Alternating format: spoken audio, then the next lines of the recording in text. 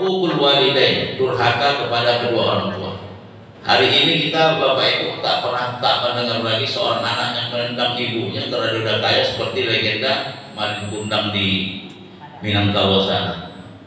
Hari ini kita tak mendengar berita seorang anak yang malu berjumpa dengan ibunya yang tua renta dan miskin, seperti legenda Sampuraga di Mandailing sana. Namun hari ini banyak juga anak-anak zaman now yang durhakanya berbeda dengan pola durhakanya dulu. Contoh, si anak sibuk dengan gadget, smartphone atau apapun nama di tangannya, enggan memenuhi panggilan ayah emaknya, enggan memenuhi panggilan azan di masjid. Anda disibukkan oleh smartphone, gadget yang begitu canggih tersebut, sehingga orang tua panggilan-panggilan azan di masjid terabaikan begitu saja. Durhakanya durhaka halus, namun luar biasa berisiko, mendatangkan dosa besar baik bagi anak tersebut maupun bagi orang tua yang tidak mendidiknya secara mumpuni dalam Islam. Rasulullah SAW pernah membuat terkejut para sahabat. Ketika itu Rasulullah bersabda, Inna rajulan ya'tikum minal Yaman, nanti suatu waktu kalian jumpa sama seorang pemuda dari Yaman, yuqalu lahu Uwais, namanya Uwais. Paman lagi minkum falyastaghfir lahu. Siapa kalian yang jumpa sama dia, mintakan ampunan sama dia. Selidik punya selidik Uwais Al-Qarni, amal ibadahnya sama saja, sholatnya biasa-biasa saja, puasa zakat sedekahnya pun biasa-biasa saja. Tapi ada suatu perilaku yang membuat heran orang di kampung itu. Setiap pagi dari mulai usia remaja sampai dewasa, dia menggendong anak kambing naik dari bawah ke bukit, turun lagi ke bawah. Siang diulanginya lagi, diangkatnya anak kambing tersebut naik ke bukit, turun lagi ke bawah. Begitulah terus yang dilakukan. Orang-orang pun heran dan bertanya, apa yang kau buat guys? Aku sedang melatih diriku untuk menggendong emakku dari Yaman ke Makkah berhaji. Apa yang berbuat Uwais tersebut Bapak Ibu? Menggoncangkan ars, populer, heboh malaikat di atas sana, sebentar orang biasa-biasa saja. Selama hidupnya beliau tak pernah berjumpa Rasulullah SAW. Namun kisah tarikh Uwais ini begitu banyak menginspirasi seorang anak untuk tidak durhaka kepada orang tua. Yaman Makkah hari ini dikonfigurasikan 1100 km, tapi zaman dulu mungkin dengan bukit tandus, gersang dan lain sebagainya. Bagaimana mungkin seorang Uwais berhasil menggendong emaknya untuk datang ke Makkah melaksanakan ibadah haji? Itulah salah satu contoh seorang anak yang jauh dari sifat melawan apalagi durhaka. Insyaallah kita generasi anak soleh dan solehah yang terhindar dari dosa durhaka.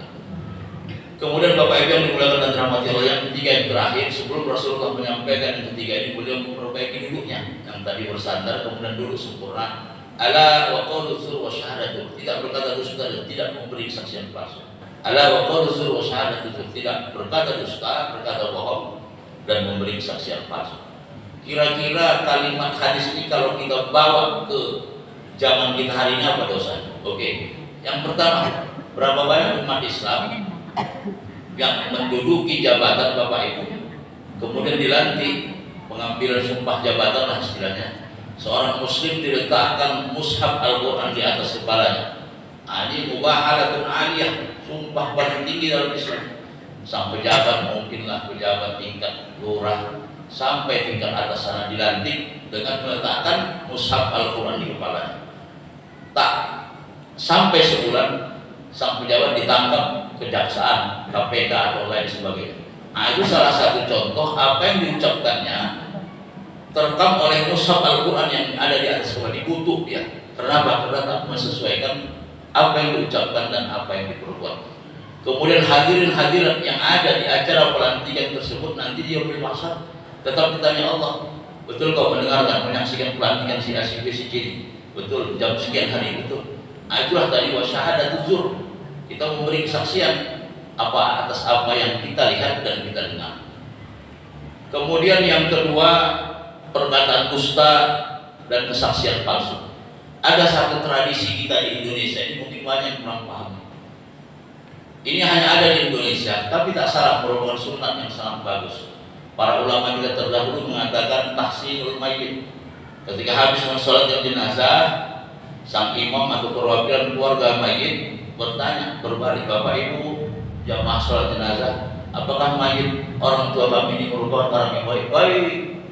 Apakah almarhum kakek kami ini merupakan orang yang khair-khair? Ini tak bisa jumpai di Arab sana, tak ada di kitab-kitab fikih klasik, tapi ada di Indonesia. Selidiknya selidik, ternyata ini memang ijtihad produk ulama-ulama kita.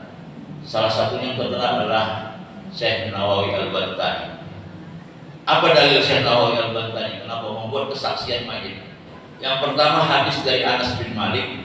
Ketika itu serombongan orang membawa jenazah, kemudian orang-orang yang dilewati jenazah tersebut berkata bahwa jenazah yang lewat ini merupakan orang yang baik. Mendengar hal itu Rasulullah berkata, wajabat. Tak lama kemudian lewat rombongan jenazah yang kedua. Orang-orang yang ada di sekitar itu termasuk Rasulullah kemudian mendengar ucapan para sahabat, para orang-orang yang ada di situ mengatakan ini jenazah ini orang yang buruk ketika hidup. Mendengar hal itu Rasulullah berkata, wajabat. Sayyidina Umar bin Khattab yang kebetulan berada di samping Rasulullah kemudian bertanya, apa arti wajabat tersebut ya Rasulullah? Rasulullah SAW berkata, ma'asnaitum khairul lahu wajabat lahul jannah. Itu tadi yang memberi kesaksian baik maka pasti masuk surga. Kemudian yang kedua tadi, ma'asnaitum syarrul lahum wajabat lahum nar. Itu yang kalian beri kesaksian buruk maka pastilah dia masuk neraka. Mengartikan hadis ini kita tidak bisa tekstualis, bukan setiap kesaksian baik langsung surga, tidak. Kita mengikuti pendapat para ulama. Jadi menurut Imam Nawawi Al-Bantani, hadis ini dijadikan untuk mayit atau isyhad kesaksian kita terhadap mayit yang meninggal dunia dan kita kenal. Soal contoh di kampung ini kita mengetahui Syiah, orang yang baik menurut mata kita, menurut hati kita orang yang baik. Maka ketika kita ikut sholat jenazah terhadap Syiah tersebut, wajib hukumnya kita memberikan kesaksian baik, dapat barokah si mayit, dan orang yang memberi kesaksian juga akan dipertanggungjawabkan di atas ucapan baiknya di yaumil mahsyar.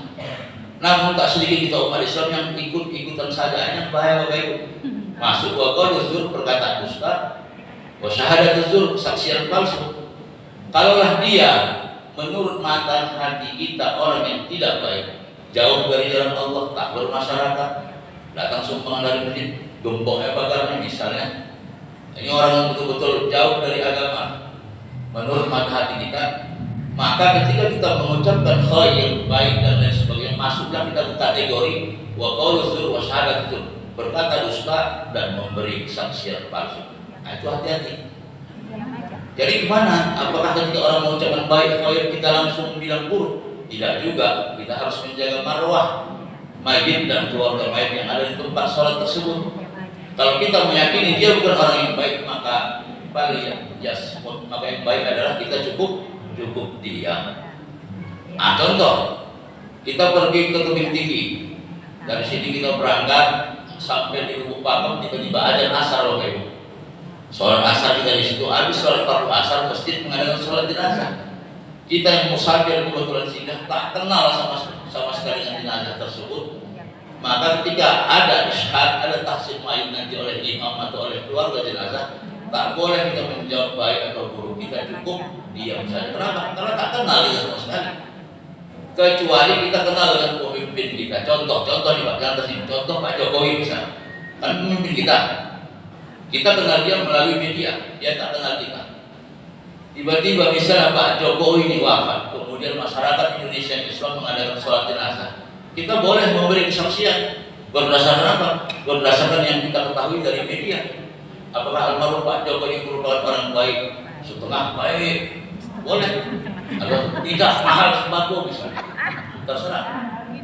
Apa yang kita ucapkan tetap dipertanggungjawabkan di hadapan Allah nanti. Itulah masalah tahsinul mayit atau isyhad, kesaksian terhadap jenazah. Jadi jangan ragu, kalau kita yakin dia baik, bantu dengan kalimat baik. Kalau kita yakin dia tidak baik, kita cukup diam aja dan meminta istighfar kepada Allah agar mayit dan kita diampuni Allah dosa-dosa. Yang terakhir Bapak Ibu, dosa qaul zur wa syahadat zur wa bihi kemarin.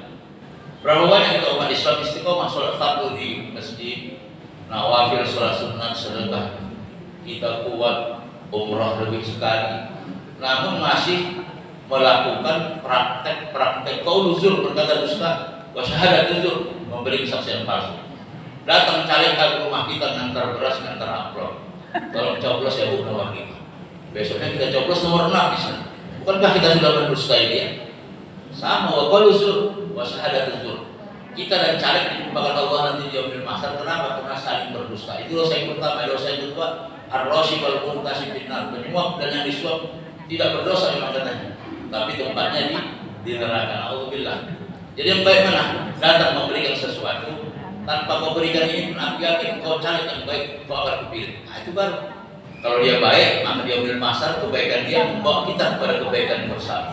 Tapi kalau dia tidak baik, maka nanti dia yaumil mahsyar akan tetap dimintai pertanggungjawabannya oleh Allah Subhanahu wa taala. Itulah dosa dan berkata dusta dan memberi kesaksian palsu.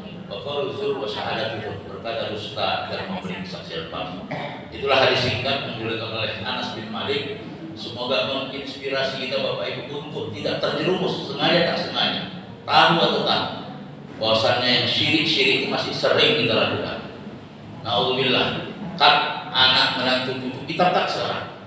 Mbahku dari zaman dulu mbahku nggak ada mbah kita hormati mbah itu, tapi perilakunya kita hentikan. Ayahku dari zaman dulu kayak gini kita hormati ayah mak kita, tapi emang dibuatnya kita hentikan. Nah, itulah salah satu keberanian kita tanpa harus menyakiti perasaan mereka. Semoga Ramadan 1445 Hijriah ini meneguhkan semangat kita untuk lebih Islami Bapak Ibu dalam segala hal. Tak sia-sia sholat kita, puasa kita karena perlakuan kita yang masih berbau syirik, perlakuan kita yang masih mendurhakai orang tua, serta perlakuan kita yang masih sering berdusta dan memberi kesaksian palsu. Semoga kita insya Allah terhindar dari semuanya dan menjadikan kita semua hamba Allah yang berjalan di muka bumi Allah ini rahmatan lil alamin. Dan yang lebih penting dari itu semua adalah insya Allah pula kita semua mati dalam keadaan husnul khatimah. Allah merahmati kita semua. Wabillahi taufiq wal hidayah. Assalamualaikum warahmatullahi wabarakatuh.